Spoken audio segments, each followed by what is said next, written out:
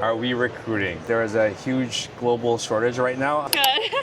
Nice. What is your name and what is your occupation? Hi, my name is Michael Perucho. I am responsible for programs training along with outreach and partnerships for Air Canada Tech Ops. Are you guys currently recruiting? Are we recruiting?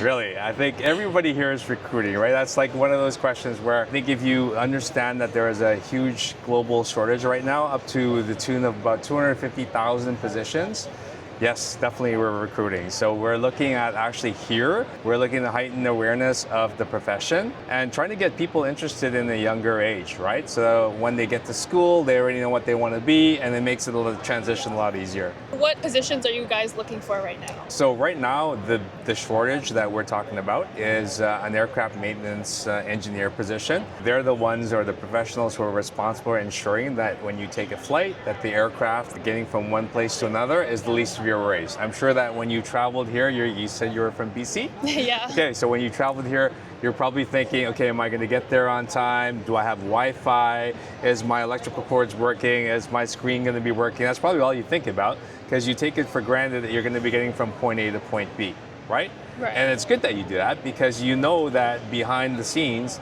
the professionals, the aircraft maintenance engineers, are looking after the aircraft to make sure that it stays in the air, right? And that's really important because it's a hard work, it's a lot of responsibility. And Transport Canada, which is the regulator, provides the opportunity and gives them the delegation to sign off that work, right? So they hold a lot of responsibility in their hands. So it's a great profession.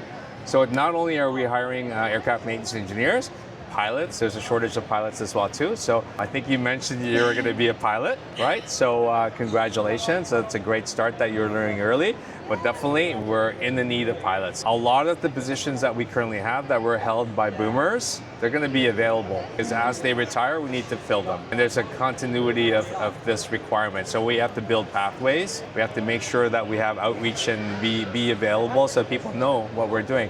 So pilots, flight attendants, we're always hiring flight attendants. And again, when we have positions like customer service and people who look after the airports and ground crew, we're expanding. So not only are we looking to fill attrition, people who are leaving, we're also looking for expansion. We're buying a lot of aircraft. Right. Travel is becoming even more so popular. So now, hey, you need more people, more planes, more people, right? So hopefully we'll be able to see you soon, right? Yeah. Excellent. I think black and white would look good on you.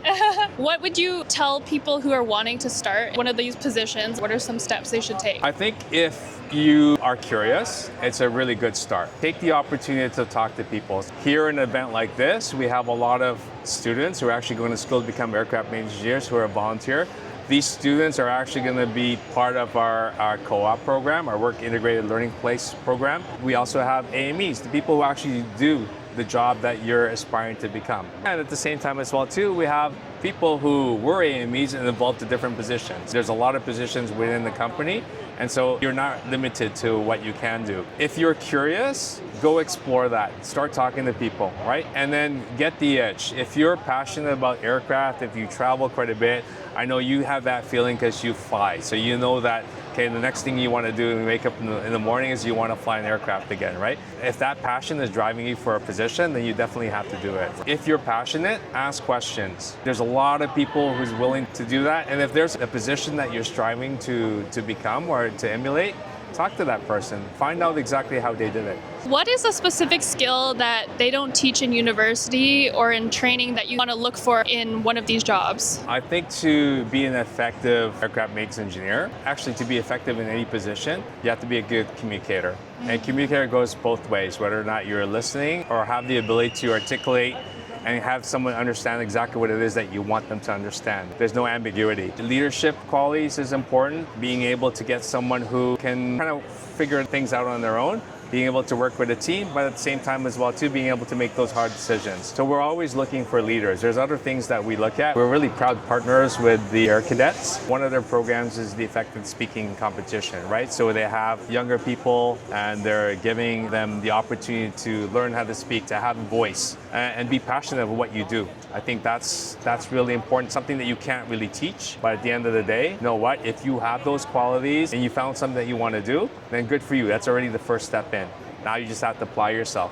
get the theoretical background, and get people to help you along the way. People are willing to help, right? You just have to ask. I think aviation is a great community, and ever since I've been in aviation, I've found people always looking out for me, always giving me advice, especially as a girl. A lot of people would tell me, like, this is a scholarship you can go for, this is a club that you should join. Yeah, you know what you had mentioned to me, I'm looking at diversity, I'm looking at inclusivity. Regardless of whether or not you're a girl, I think people are just willing to give you assistance because you're open to that. If someone's offering something and you shut yourself away, then why would they come back and give that information to you again, right? But if you're open to it and you're seeking for information, I think not just as a girl, everyone would be willing to help you out. But you're right, there's a lot of things that you can be applying for. There's a lot of things that will help you financially, right?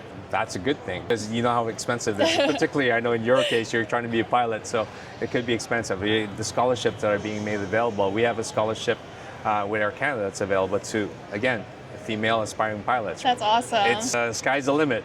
Can I ask, how did you get here to this job? Like, what did you study, or what was your path? Initially, I was in process improvement. One of the first jobs that I actually had within the airline industry was putting process manuals together. So when you have a standard or you have the way that you do work, you have to make sure that you capture that. So I started off understanding all of the various positions and how we get from point A to point B and documenting that. From there, I had an opportunity to work and that would be in our quality area. I had an opportunity to work in a team leader role. So a team leader role would be supervising aircraft maintenance engineers or technicians. And so I started off working in our shops, and I was responsible for machinists, avionics, and at that time it was wheel and brake and plating. After a couple of years, I was able to work as an operational manager, where I looked after all of the trades and the team leaders. And then we moved to Montreal, where I am today. Process, I went into safety, and now I'm training outreach and partnerships. So again, the sky's the limit when you're a lot of coins. I don't know, it's just coming out. It's so weird, right? I'd say sky's the limit, but you can't stop yourself. You always need to grow. You need to find out what you're passionate about. And I think right now, because we're working with partnership and outreach, I'm really happy that we're making an impression on the new generation, right? The fact that you're actually willing to speak to me, to me, this is great because now we have an opportunity to get other people to open up that communication, right? There's a lot of things that people are not aware of, that there's jobs out there that they might not even have considered without having outreach events like Skills Canada. Our Quebec counterparts are here, so Skills Quebec, we're going to be joining them this afternoon, and we're going to talk about, okay, what else can we do now to make sure we do the same thing in our own province, right? So a lot of cool things. There's a lot of associations here as well too, and they're out there doing the same thing. They're trying to help young people get jobs, and they're trying to get them connected with industry, with schools and things like that, right? A lot of people willing to help, and a lot of these people are in their stages where they're going to be retiring soon, so they're giving back because the industry is very good to them. It afforded them the opportunity to work and do a lot of things, so it's good that way. Great, that's so awesome. Thank you for sharing all this. I have one last question for you. If you could give one piece of advice to a student that is stressed or worried about picking the perfect path, what would you give them? I think for me, when I was growing up, I was always scared to fail.